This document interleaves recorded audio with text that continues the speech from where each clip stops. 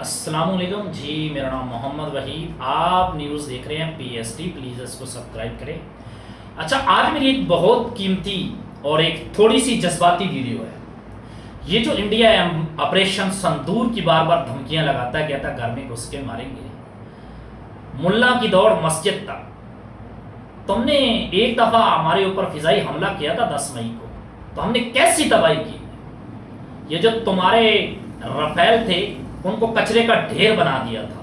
یہ مرزا گورواریہ صاحب، یہ جو انڈین نیوز پہ بیٹھ کے دھمکیاں لگاتا ہے، اس کی اوقات زیرو ہے، اور جو زیرو سے ہیرو بننا چاہتا ہے نا، وہ کبھی نہیں بن سکتا۔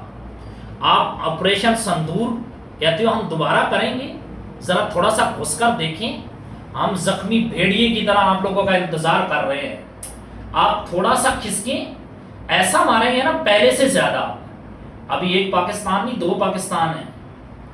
اگر ہم سے بنگلہ دیش بچھڑ گیا تھا نا، تو ہم نے سعودیہ کے ساتھ برادرانہ ایسا معاہدہ کیا ہے، ایک آدھے گھنٹے کی میٹنگ میں ان کو ایٹمی پاور بنا کر رکھ دیا۔ اب اسرائیل جو ہے پاکستان کی کتنی دوری پہ ہے؟ تقریباً 400 کچھ کلومیٹر کی دوری پہ۔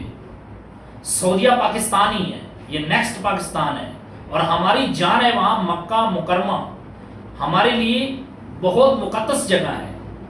آپ ہمیشہ دھمکیاں لگاتی ہیں گھر میں بیٹھ کر، آپ میں وہ اوقات نہیں ہے۔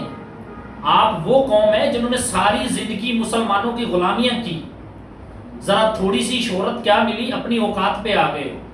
کبھی کہتے ہو محمد لو لکھنے سے پرچہ ہوتا ہے، کبھی آپ کمزور پاگل کتے کی طرح مسجدوں کو نعوذ باللہ گرانا شروع کر دیتے ہو، اور آپ لوگوں کی اوقات زیرو ہے۔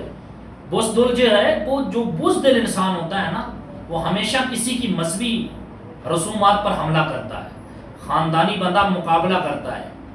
آؤ ہم تمہارا مقابلہ کریں گے، ہم آپ کے مندر نہیں توڑیں گے، آپ لڑ کر دیکھو۔